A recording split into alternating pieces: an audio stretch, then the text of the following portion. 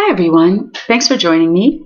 I'm not even going to wait 24 seconds to begin digressing as I do.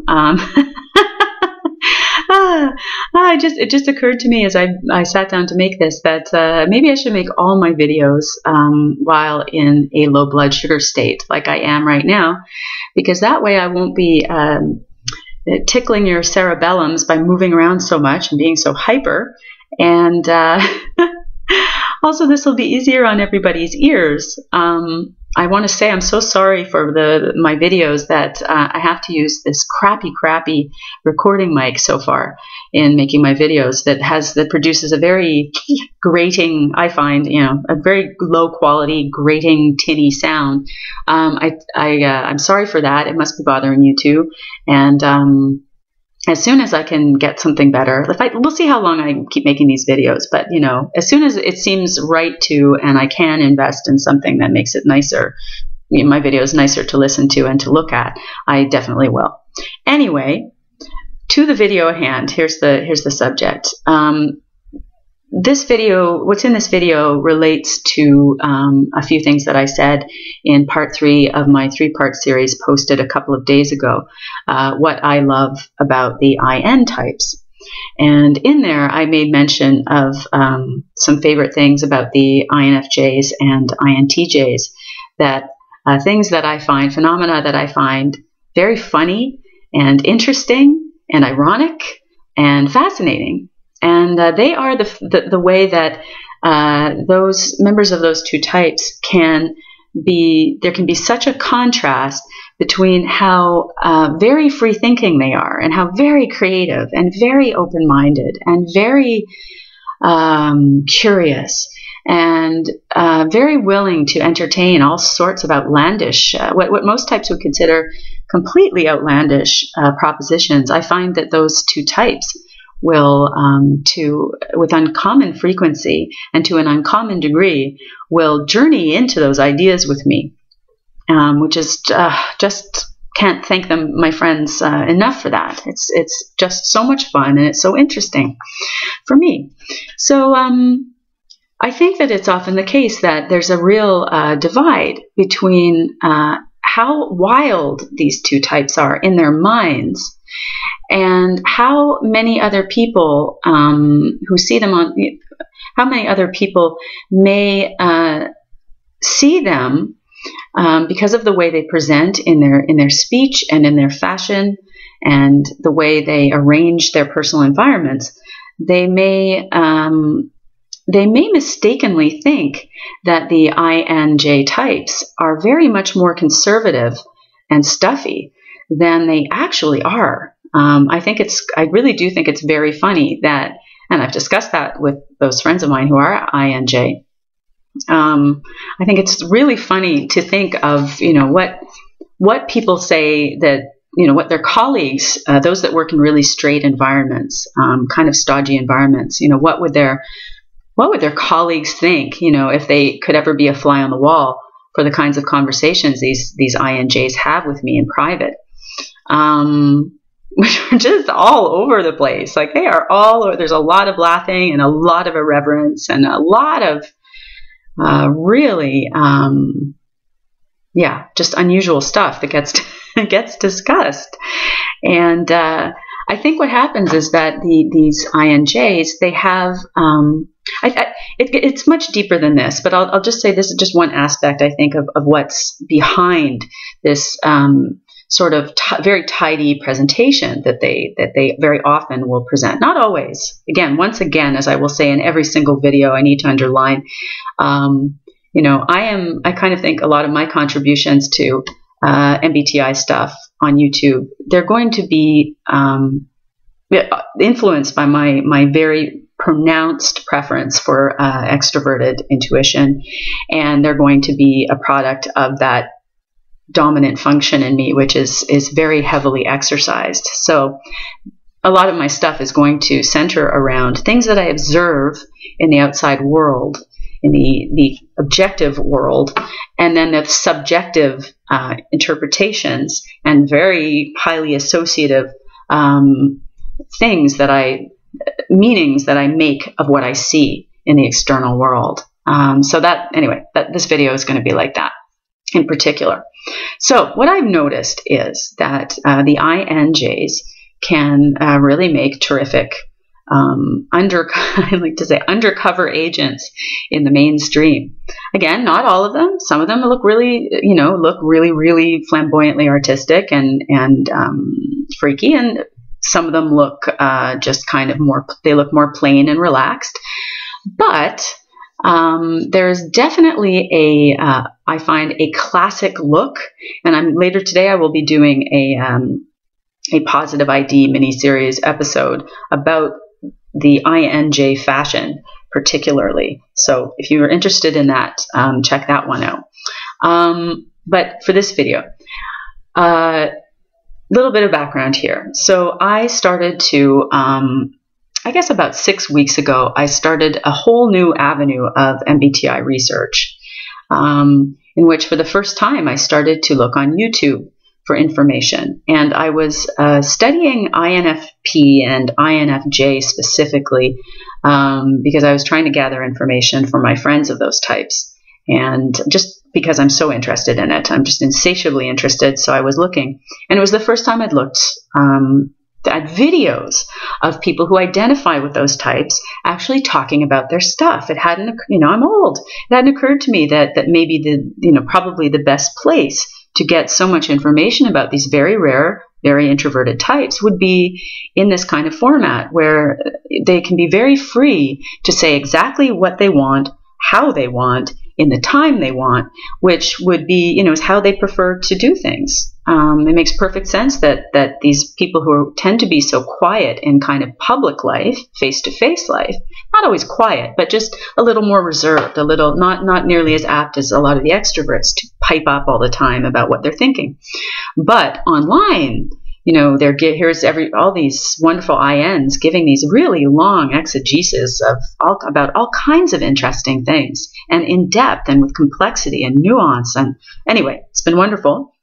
And as I was making my way through what I call the MBTI online MBTI zoo, which I've now entered myself into as an ENFP, that you can see and hear as well as get the ideas of, I started to notice some trends, and I've discussed those trends with my INFJ friends, and some of them, and I'm going to share some of them with you here. And what I'll be doing is I'll outline some trends and some observational trends from my time looking at all these videos of all these INFJs, and also from my real face-to-face life, my own social life, my own work life, where I see INTJs and INFJs up close and in 3D. I'm going to talk about what I see in some trends there in these sort of behavioralisms, and then I'm going to speculate about what I think might be behind them. What is going on in the minds of these people that is then being translated out into the exterior world where we can observe it. And I would love for any INFJs or INTJs who have something to say about this, please do comment. I would love to hear your comments. Likewise, from people who know INFJs or INTJs very well. They have some very important, those who have important ones in their lives. I'd love you to give your feedback on what I think I'm seeing. It would be really interesting to hear what you have to say. And if you can help me refine any of this theory, then, I will thank you. It'll be great. So when I was watching all of these videos of INFJs talking about their stuff, all of their many different things they want to talk about in their YouTube videos, I started to notice something in the speech patterns. Now, again, must emphasize, I do not in any way mean to imply that these trends that I'm seeing are possessed by all the people who identify with this type, and nor am I saying or trying to imply in any way that if you don't exhibit these characteristics, these trends that I am going to talk about, that I think, or that anyone should think, that means you're not an INFJ or an INTJ. These are not at all reliable indicators to go on. I see them more as just I see them as little kind of flags out there in the wider world. And what the flag says is for further investigation. That's what the flag says to me. It doesn't say, oh, this is what this is. It says, oh, that's, maybe that's something to look into and to see if maybe it is indicative of an INFJ or an INTJ. But it very well may not be. So, all right. So what I noticed is that, again, with exceptions, but I noticed that a lot of the INFJs friends that I have, and also the ones that I was seeing online talking, they have a kind, and this is a way, there are a couple of trends I noticed in how they speak. Many of them, not all of them. But I had to laugh the other day. I watch a lot of Chad Crandall's videos on the channel MB TV with the Trey 4, I think is his collaborator with that now. Anyway, Chad's video about INFP and INFJ, he was punctually through the lecture, he was kind of talking like this, and I think he was kind of imitating Michael Pierce's voice, which was as being kind of iconic.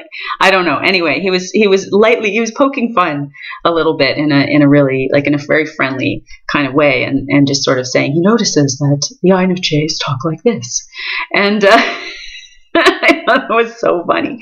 What I noticed in watching so many different INFJs talking about their experiences is that it's what also my good friend, my INFJ friend Tara, would call a long phonological loop. And the expression of a long phonological loop, what that means, I think, in plain English, is that there's this kind of slower pace to the output of the speech. It's a slower, it's totally unlike what you've seen in my previous videos where it's just really fast, and it's in my case it's messy, it's fast, it's loud, it's digressive, and it's lots of threads that don't get tied up. It's kind of, it's the opposite of that, I would say, these trends in INFJ speaking that I've observed. And I noticed too that a lot, not all, but what a lot, for example, I'll give you an example of an exception. I've been looking at a lot of Tom Davison's vlogs, and he's an INFJ who has a very fluid speech. He's typically INFJ, I would say, in that he's very accurate in what he says. There's virtually no ums, ahs, spacey drifting around, eyes rolling around as, the NPs, we NPs tend to do. It's very clear what he's saying, but he's very eloquent. He's not just eloquent, but he's also very fluid in the sort of just the sound aspect of his speech. But I notice a lot of other INFJs out there, they have a kind of halting way of speaking. It's a slower pace, and it's very precise how they're expressing themselves verbally, and it's halting.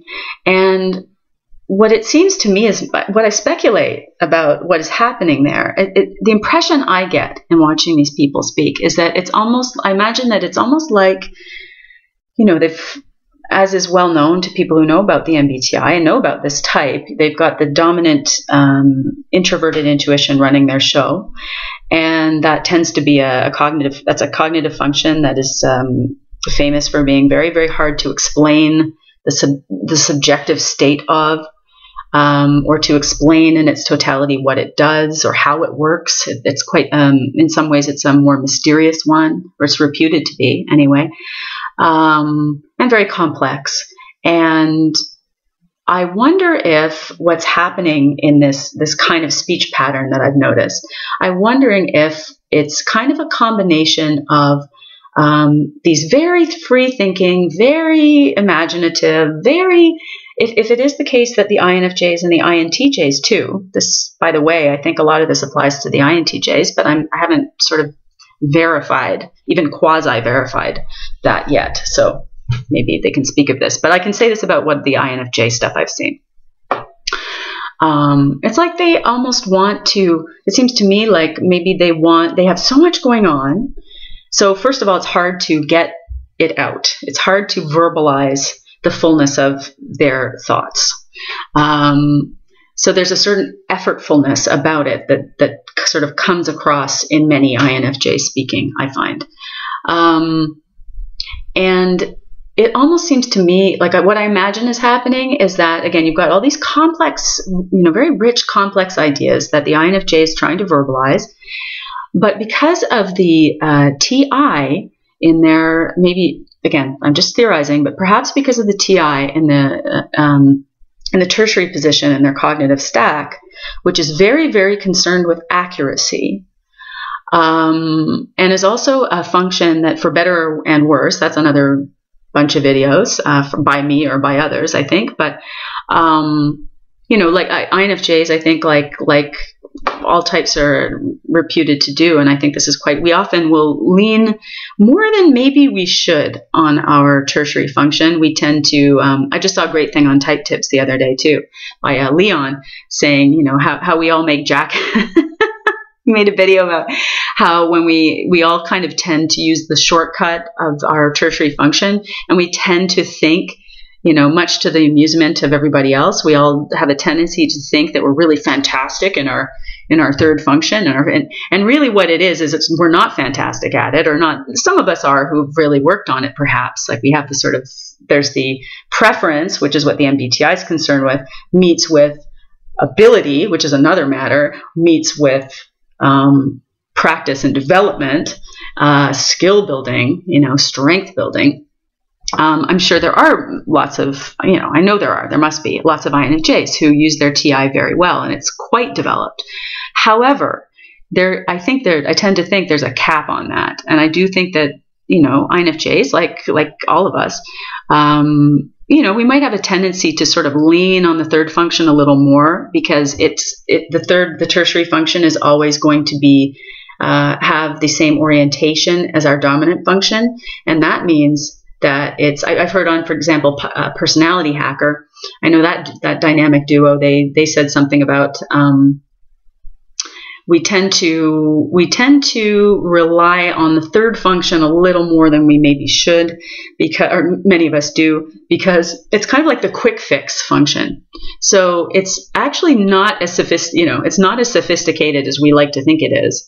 It's not nearly as capable as many of us like to think it is. It doesn't have nearly the potential, the potential that our auxiliary and our dominant function. I mean, our dominant functions are just going for most of us. The auxiliary function, and it's suggested for personal growth that we go into the auxiliary function more. But very often, it's the case that we'll lean on the tertiary function and make more of it than is there to ourselves. Because it's comfy, because it is always going to be oriented in the same direction as our dominant function. So there's a tendency, I see INFJs all over YouTube talking about they're being stuck in their NI-TI loop, or just being in. There's a lot of reference to the NI-TI loop. And it makes sense that because what it does is, if you're stuck in in that loop of the dominant function and the tertiary function, then you're in a really comfy place for yourself. It may not be the most, whatever. That's all very personal matter. So whatever. I'm not going to get into that. That's a whole other thing. But I wonder if this sort of slow phonological or long phonological loop that I'm seeing with a lot of the INFJs, and this kind of halting speech, is a kind of the result of this massive, dominant introverted intuition network in the mental process. And then as it's coming out of the person, I almost feel like what's happening, what I think I'm seeing. Again, please tell me if you think I'm right, you think I'm wrong, whatever you have to say about it.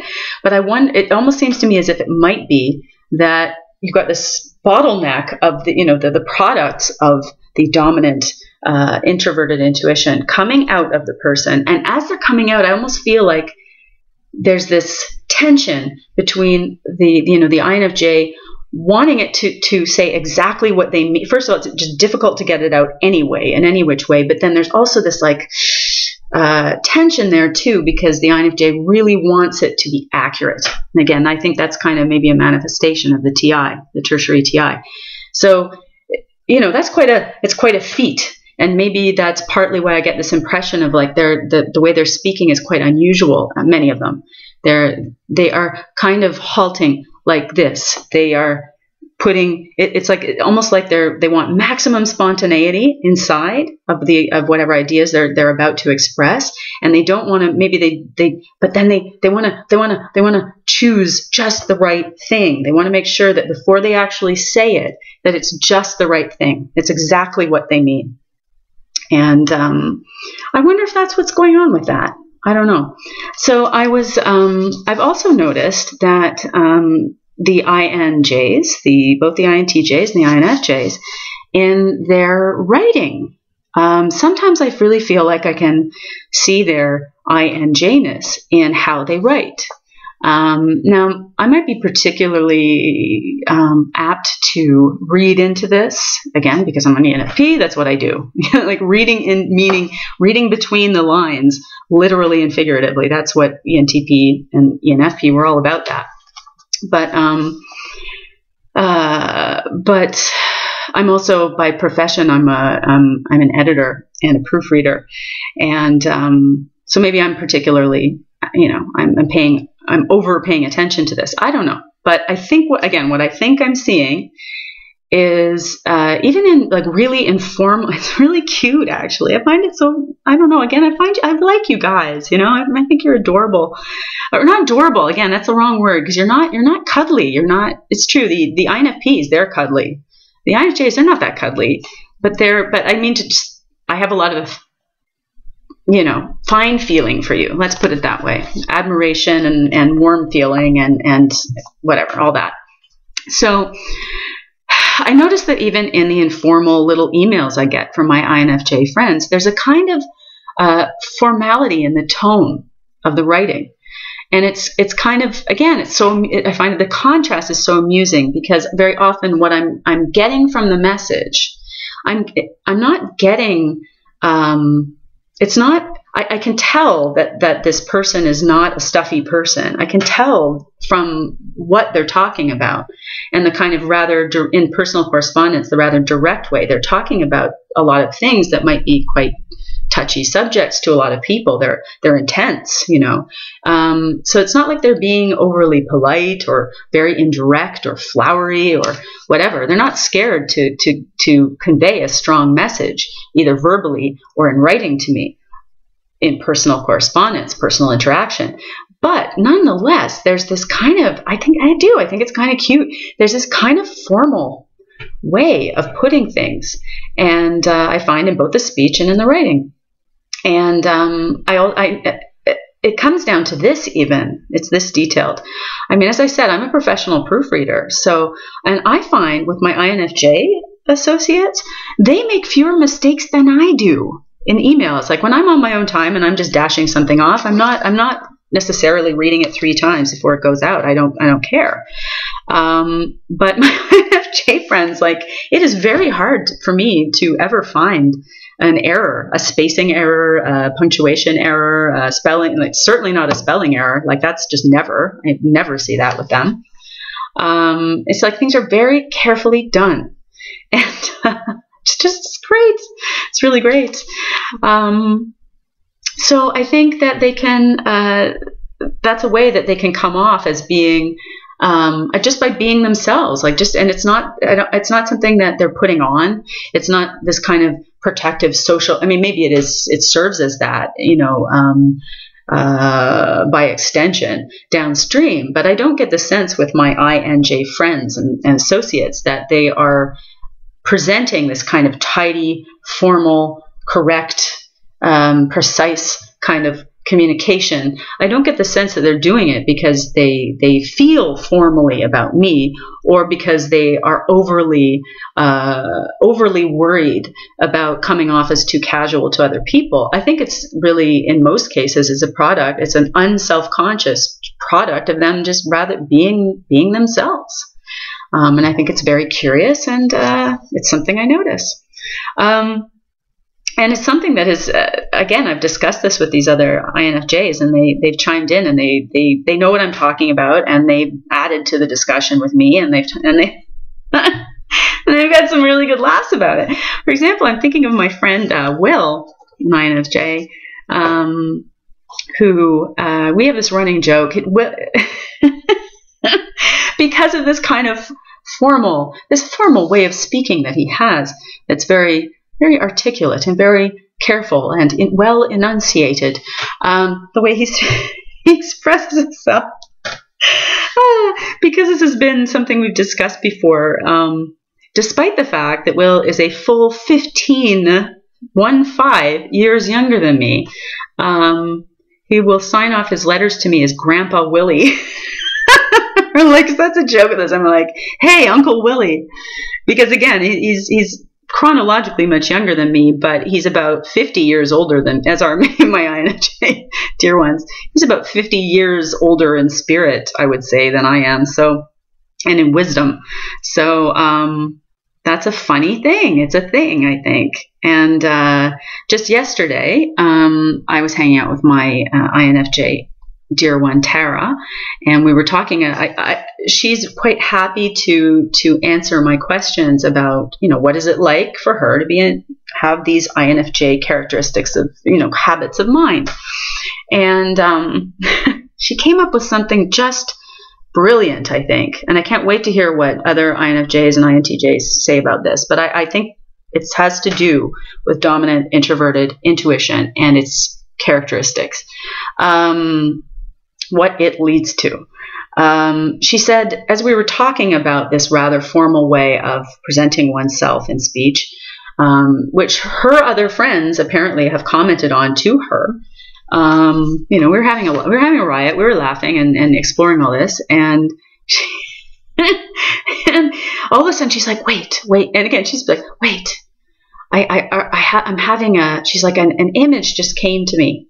That a telling image, and the image was this. She said, it's like I just had this flash of, in answering your questions about what it's like to be in my mind.